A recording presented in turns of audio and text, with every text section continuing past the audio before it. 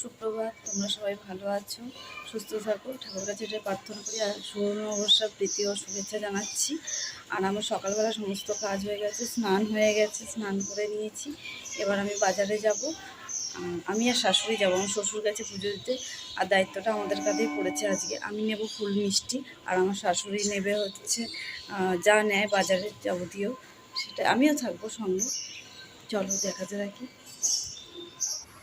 দেখো আমার শাশুড়ি আর আমি বাজার হয়ে গেছে, এবার বাড়ির দিকে ফিরছি। এবার বাড়ির দিকে ফিরে পুজো দিতে বসে যাব, কেন অনেকটা বেলা হয়ে গেছে। এবার লক্ষ্মী গণেশকে প্রথমে দই, মধু, ঘি, দুধ দিয়ে স্নান করিয়ে নেব।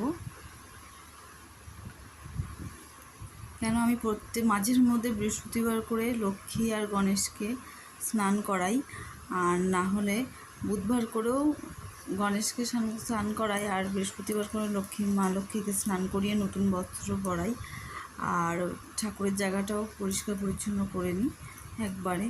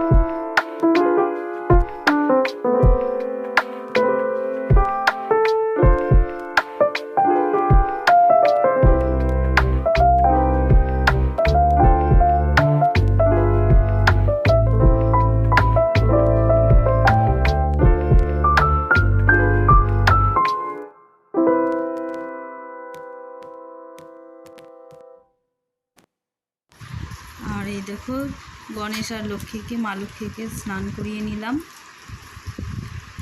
স্নান করিয়ে নিয়েছি। কেন লক্ষ্মী থেকে গণেশটা ছোটো, কেন গণেশ হয়েছে আমার আগে কেনা হয়েছিল, আর মা লক্ষ্মীকে আমি পরে কিনেছিলাম।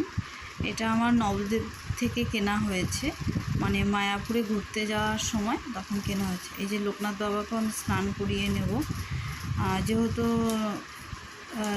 মা লক্ষ্মী আর গণেশকে দুধ দিয়ে স্নান করিয়েছি। দুধ ছিল বলে আমি, পঞ্চামৃত ছিল বলে আমি লোকনাথ বাবাকেও স্নান করবো। এটা আমি যখন গৃহপ্রবেশ করি আমার ঘরে ফ্ল্যাটে, তখন আমি এই লোকনাথ বাবাকে প্রতিষ্ঠাতা করেছিলাম সেদিন। আর দেখো সব ঠাকুরগুলোকেও স্নান টান করিয়ে নিয়েছি সবাইকে, আর মা লক্ষ্মী গণেশকে নতুন জামা কাপড় পরিয়েছি। আর এই গোপালটা দেখছো, জগন্নাথকে আমি পুরীর থেকে নিয়ে এসেছিলাম। সব সুন্দর করে মালা পরিয়ে, নতুন বস্ত্র পরিয়ে। এটা এইবারের সরস্বতী পূজার মানে ঠাকুরটা দেখছো, আমাদের যখন ভাড়া বাড়ি থাকতাম তখন ছোটো ছোটো ঠাকুর, এখন এই ফ্ল্যাটে এসেছি বলে বড় ঠাকুর নিয়ে চলে এসেছে আমার ছেলে কিনে। আর এবার হচ্ছে আমি দই খই চিরা মাখবো, তার জন্য নিলাম দুটো কলা, অল্প আগে খই নিয়েছি, দুটো কলা অল্প চিড়ে ভিজিয়েছি, আর এর সঙ্গে দেবো বাতাসা, আর দেবো মিষ্টি দই দিয়ে মেখে। আসলে আমার বাটা যেহেতু ছোট ছোট বাটা, তাই আমি মেখে একবারে সব কিছু দিয়ে মেখে বাটার মধ্যে দেবো। একটা করে মিষ্টি দেবো আর অল্প মিষ্টি দই দেবো ওপর দিয়ে, তাহলে ভালো লাগবে, দেখতে সুন্দর লাগবে। পুরোটা মিষ্টি দই দিইনি, অল্পটা রেখে দিয়েছি, কিছুটা উপর দিয়ে মিষ্টি দই অল্প করে দেবো।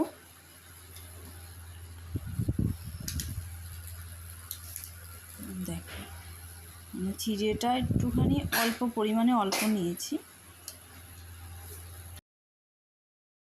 আর আজকের দিনে আমাদের মধ্যে গৃহদেবতাকে পুজো করা হয়। যেমন গৃহদেবতাকে পুজো করার জন্য আমি নেব একটা কলসের মধ্যে একটা মানে 5 টাকার কয়েন দেবো। কাঁচা টাকা দিতে হয়, আমার কাছে কাঁচা টাকা দিল না বলে 5 টাকার কয়েন নিয়েছি। একটু গঙ্গা জল নেব, গঙ্গা জলটা দিলাম। তারপরে হচ্ছে কাঁচা হলুদটা দেব, তারপরে দুব্বা দেব, মানে ধান দেব, তুলসী পাতা দেব,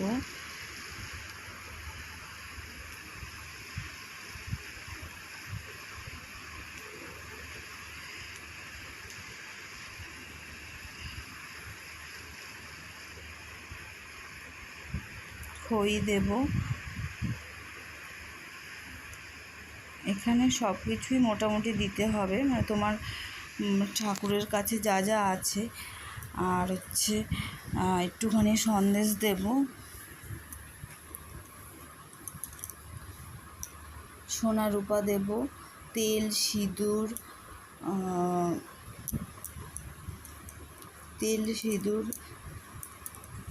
আর হচ্ছে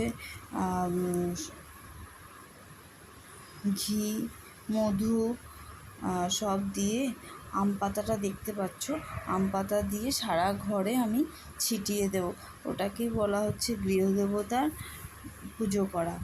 কারণ গৃহদেবতার পুজো করলে আমি জানি আমাদের মধ্যে ঘরে সুখ শান্তি সব কিছু সমৃদ্ধ থাকে, আর হচ্ছে আয় উন্নতি হয়।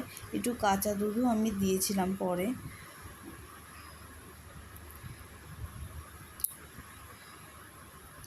তোমাদের আগেই বলেছি আমি তেল সিঁদুর সব দেব। আর হচ্ছে এবার দিয়ে ভগবানের কাছে প্রার্থনা করব যেন ঘরে সুখ সমৃদ্ধ আয় উন্নতি সবাই ভালো থাকে, সুস্থ থাকে, সেটাই ঠাকুরের কাছে প্রার্থনা করব।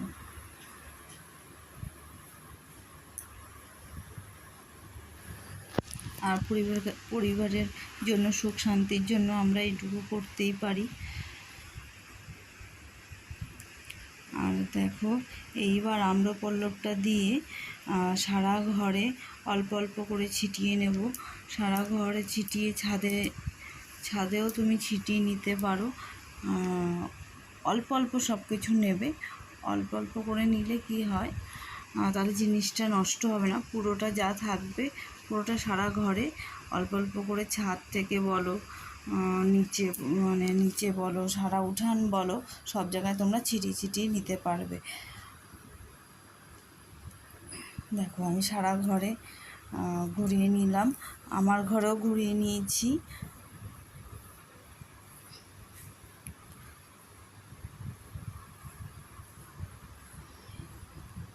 আর ভোগে সব জায়গায় একটা করে মিষ্টিও নিয়ে এসেছিলাম, মিষ্টি আর দই খই চিড়ে দিয়ে যেটা মেখেছিলাম সেটাও ভোগের দিয়ে দিয়েছি। আর উপর দিয়ে অল্প করে দই দিয়ে দিয়েছি। আর ঠাকুরের সামনে আরতি করে নিয়েছি আমি। করে নিয়ে এই দেখো আমার লক্ষ্মী গণেশ। আর এবার আমি চলে এসেছি, পুজো দেওয়া কমপ্লিট হয়ে গেছে। এত শরীর খারাপ লাগছে, তখন প্রায় 2টো বেজে গেছে ঘড়ির কাঁটা। এবার আজকে আর আমি রান্না করিনি, আমার শাশুড়ি মা রান্না করেছে। আর হচ্ছে দেখো আমি দইয়ের ঘোল বানিয়ে আমি নিজে সবাইকেও দিয়েছি, আর আমি নিজে অল্প করে নিয়ে খাচ্ছি। তখন থেকে আমার শরীরটা খুব খারাপ লাগছে, খুব গরম পড়ে গেছিলো। করতে পারিনি এই কারণে এতটা শরীর খারাপ লাগছে, আর এত দুপুরে এত গরম পড়েছে যে সন্ধ্যা থেকে বমি হচ্ছে, পেটে ব্যথা হচ্ছে, কষ্ট হচ্ছে, আর ভিডিও করতে পারলাম না। যাই হোক আমি জানি না রাত্রিবেলায় ডাক্তারের কাছে যেতে হবে নাকি, আমি জানি না। ভেবেছিলাম আজকে একটুখানি বেরাবো, 2 জায়গায় 3 জায়গায় যাওয়ার কথা ছিল। আমার ছেলের আন্টির বাড়ি থেকে নিমন্ত্রণ করেছিল, ওখানে যাওয়ার কথা ছিল। আমার হাজব্যান্ডও চলে এসছে, দুপুরবেলা ভাত টাত খেয়েছে। খেয়ে সবাই মিলে সবাই শুয়েছি, শ্বশুর শাশুড়িও ঘুমিয়েছে, আমিও ঘুমিয়েছি, আমার ছেলে। আমি গরমে ঘুমাতে পারিনি, ঘুমিয়েছি মানে কি আমি শুয়েছিলাম, এত কষ্ট হচ্ছিল। এখনও পেট ব্যথা করছে কন্টিনিউ, বমি হয়েছে। খুবই শরীরটা খারাপ, কথাও বলতে পারছি না, কন্টিনিউ পেটে ব্যথা করে যাচ্ছে। আর ঘরে তো কেউ নেই, আমার হাজব্যান্ড আমার ছেলেকে নিয়ে বেরিয়েছে, আমার শ্বশুর শাশুড়ি বেরিয়েছে, আমি ঘরে একা। আর আমার ঘরে আমার ছোট্ট পেট আছে একটা, গিনি, ওর নাম গিনি, ওর সঙ্গে আমি আছি ঘরে, আমি আর ও।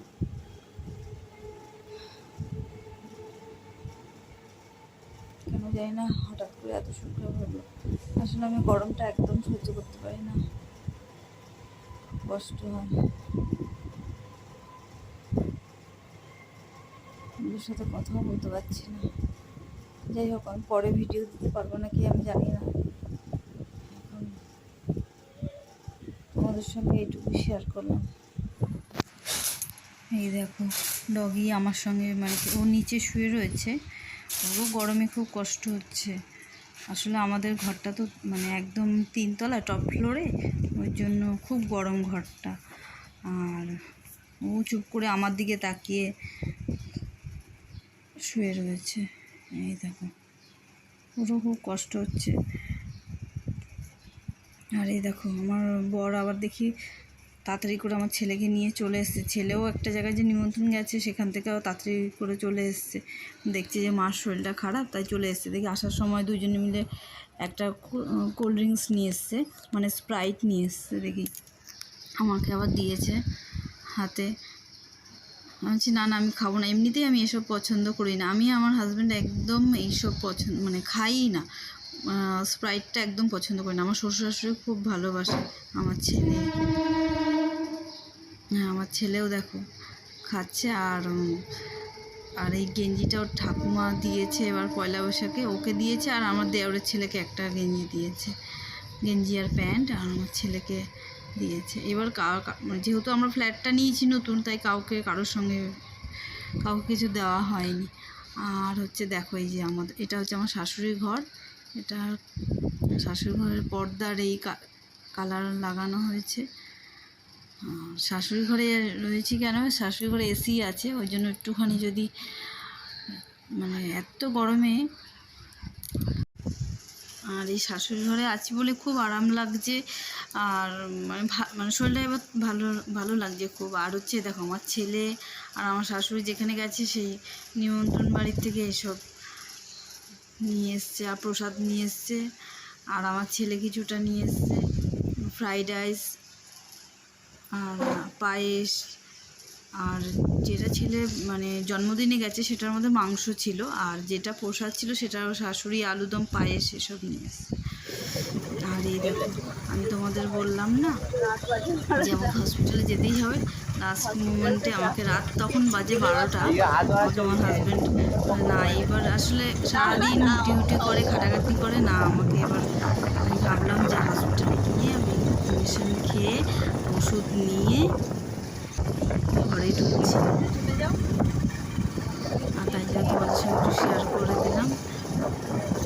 যাই হোক, টাটা, গুড নাইট, তোমরা সবাই ভালো থেকো, সুস্থ থেকো।